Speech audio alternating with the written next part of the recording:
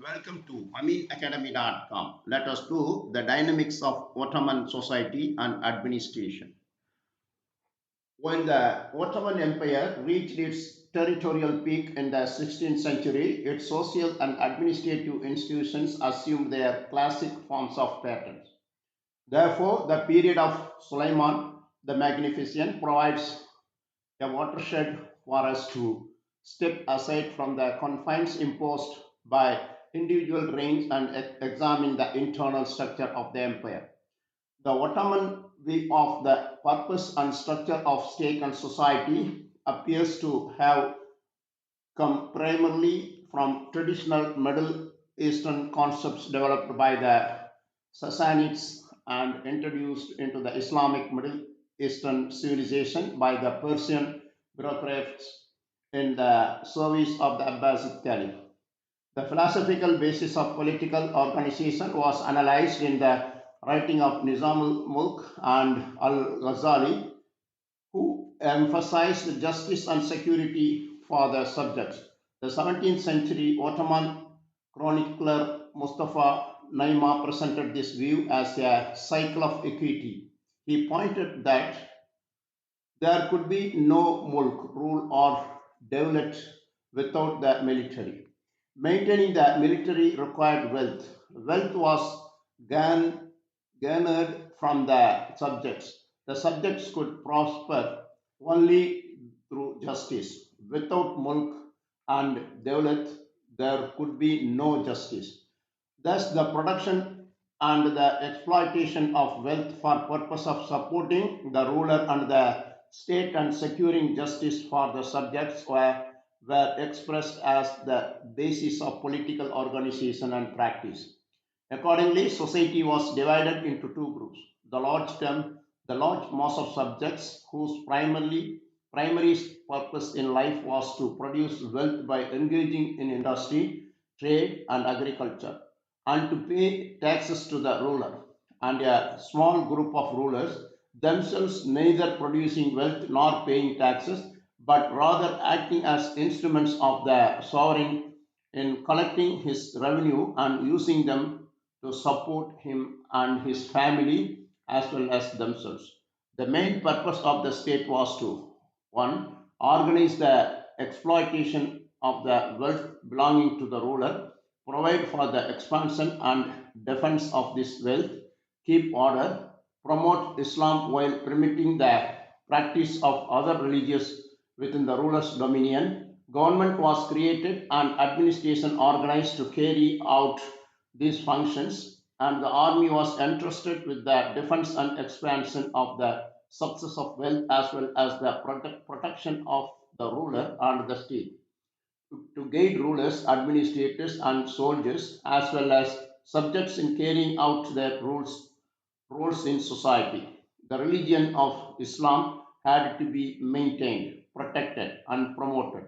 All other functions were left to the subjects to deal with as they wished through their own instruments of organization, with the ruler's ultimate duty being that of ensuring their rights in returns for their payments of taxes and protecting his flock against all injustice while leading them along the straight and narrow path of God's will. Now let us discuss further about some points about society and administration of the dynamics of Ottoman.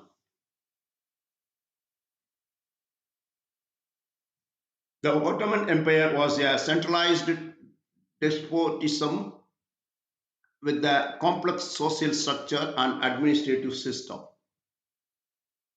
Ottoman Empire had two social groups, the ruler and the subjects. The rulers included the sultan, his administrators, military groups, men of religion, bureaucrats, and their families. The subjects were divided into Muslim and non Muslim, town people and peasants, and sedentaries and nomads. How is administration? The Ottoman Empire administration was characterized by a despotic political structure for most of its history. However, the empire's administration evolved over time, with power shifting from the sultan to local rulers and civil servants, and eventually to a Western style constitutional monarchy. Here are some aspects of Ottoman Empire administrations. Central government. The Sultan ruled from Istanbul with absolute authority but delegated his political and executive power to a divan, a council of advisors and ministers. The divan was made up of a grand vizier, the ruling class, and the military officers. The grand vizier had considerable power and authority over the office holders but had to consult with the other members the council. Administrative divisions. The empire was divided into provinces, sanjaks, and qazas.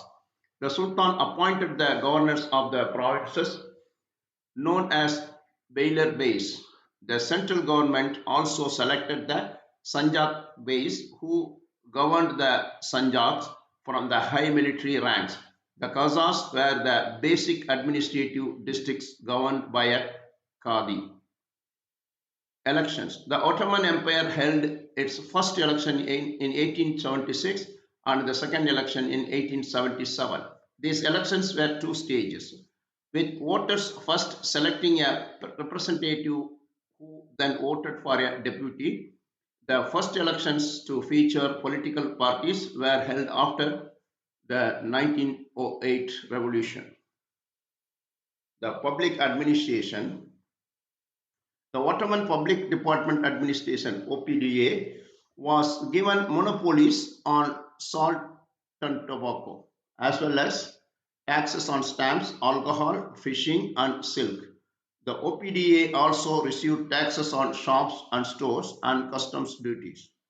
Ottoman Empire had a dual administrative system of military and civil administration. The military authorities carried out a higher executive functions while the civil authorities carried out judicial and basic administration. The imperial council, that is Divani Humayun, was the main organ of central administration and the supreme court of the justice. Legal system. The Ottoman legal system was based on Islamic law, Shariat, and the Qanun, which were legal rules formulated by the Sultan.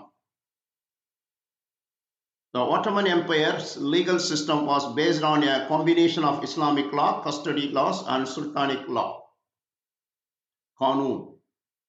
The Ottoman law code, or Qanun, supplemented Islamic law and the Sultan's authority. The Qanun was based on the Greek word kanon, which means rule. The first Qanun names were issued under Sultan Mehmed II. Sharia, the main religious law, which was based on the Hanafi school of Islamic jurisprudence. Sharia law or Islamic law was prominent in the Ottoman Empire, but it was not the only legal system in the empire. We talk about the family laws. Sharia law was central to Ottoman law, especially in matters of marriage, children, and divorce. Qanun. The Ottoman Empire also had a law code called the Qanun, which supplemented Sharia law. The Qanun was a collection of administrative regulations that addressed topics left unaddressed by Sharia law, such as criminal and land law. Ulama. The ulama were a cultural institution that interpreted and enforced Sharia law. The ulama included qadis, who interpreted the law in the courts, and muftis, who were jurisconsult. Sultan. The sultan had the right to legislate in civil laws as long as they did not conflict with Sharia laws. The Ottoman Empire's legal system was complex, and Sharia law was not the exclusive legal force. The empire's general principle left room for interpretation and legislations by secular authorities. The ulama rarely used their right to invalidate secular laws that contradicted Sharia law. The Qanun often supplemented Sharia law, and the Sultan had freedom to legislate. The Ottoman Empire legal system changed over time in response to European influence. The empire's reforms were a response to the growing power of European power and the desire to modernize. The reforms included changes to areas of life such as inheritance, marriage, divorce, and child custody. Customary laws. The Ottoman legal system also took into account customary laws, sultanic law, the law of sultan, which coexisted with the other laws. The Ottoman Empire's legal system was characterized by legal codes, that is, Ottomans created legal codes such as the Names and the Criminal Code of 1540. Courthouses. The Ottoman built more courthouses than in previous periods. Court registers. The Ottomans kept thousands of court registers which emphasized law in practice.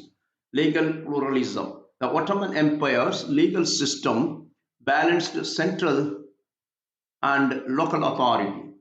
Jewish institutions. Jewish institutions were semi-autonomous and allowed citizens to adjudicate cases within their community. Political structure. The Sultan was the supreme monarch, but he delegated his political and executive authority to advisors and ministers in the Diwan. The Grand Vizier was a powerful official who wielded considerable authority independent from the Sultan. Decentralization. In the mid 1600s, the government began to decentralize power away from the Sultan into the hands of local rulers and civil servants. Minority rights. The Ottoman Empire's treatment of non-Muslims was complex with some restrictions and some autonomy. What are the restrictions? Non-Muslims or dhimmis faced a number of restrictions, including paying a special tax called jizya, not being able to wear green ride horses to carry weapons, not being able to testify against Muslims, he be heirs to Muslims, marry Muslim women, or become the head of state. Not being able to attend military schools or become civil servants until the Tanzimat reforms of 1839 and the Edict of Reforms in 1856. Autonomy. Non-Muslims were granted a degree of autonomy and self-governance in their affairs, including administration, supervision, finance, education, law, and religion. Social status. Non-Muslims generally had a lower social status than Muslims. Millet system. Non-Muslims groups were legally identified by different millets or nations. The religious leaders of each millet was responsible for establishing and implementing rules for the group, collecting taxes, and representing the community before the state. Jewish community. The Jewish community prospered under Ottoman rule, and many Jews who were expelled from Spain settled there. The Ottoman Empire granted civil rights to minorities, including Armenian and Syrian Christians, Jews, and other communities. Now we'll talk about Ottoman literature of the classical period. The classical age of the Ottoman Empire, that is from 1453 to 1566, was a period of significant Ottoman literature, which included erotic mystical lyrics, historiography, and memoirs. Sinan Pasha, known for his lyricism and rhyming prose, including Tazarruat. Evlija Celebi, chronicler who wrote Sayahan name, Book of Travels, which describes the Albanians in the anti-Ottoman wars. Ghazal. a dominant from Ottoman poetry composed of couplets and usually in mono-rhyme. The image in the ghazal often depicted the poet as a right nightingale singing to a rose. Qasid, another dominant form of Ottoman poetry, originally from the Arabic qasida. The Ottoman Empire's standardized language, Ottoman Turkish, was heavily influenced by Arabic and Persian. Ottoman architecture and classical period. The classical Ottoman architecture is a period in Ottoman architecture generally including the 16th and 17th centuries. The period is most strongly associated with the work of Mimar Sinan, who was chief court architect and under three sultans between 1538 and 1588. Now, these are some architectural examples of Ottoman Empire. Some Ottoman Empire cities. The Ottoman Empire cities had many cities, including the capital, major cities, and cities with the notable Ottoman heritage. Istanbul, the capital of the Ottoman Empire after 1453, Istanbul was the most populated city and defined the urban experience for much of the empire's history. It has the largest Ottoman heritage in the world.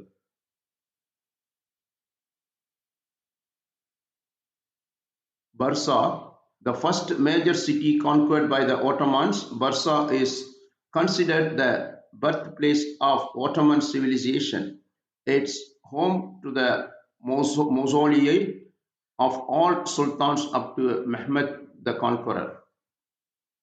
Edirne, the European co-capital of the empire, Edirne has much Ottoman heritage, including the Selimi Mosque, which some consider the pinnacle of Ottoman architecture. Safranbolu, well-preserved Ottoman-era old town in northern Turkey that's a World Heritage Site. Iznik, famous for the 16th century famous poetry-making industry known as Iznik Sini. Sogat, the first capital of the Ottoman state, this small hillside town in northwestern Turkey was the start of the empire. Sarajevo, founded by the Ottomans in 1461. Jalsi, the royal seat of the Bosnian king. Ottoman cities were characterized by a mosque, market, public bath, military buildings, and districts called mahallas or haras. The importance of cities rose and fell throughout the empire's history. So far, we discussed about the Ottoman Empire's society and government as well as architectural heritage about that. We have done. Please subscribe our YouTube channel.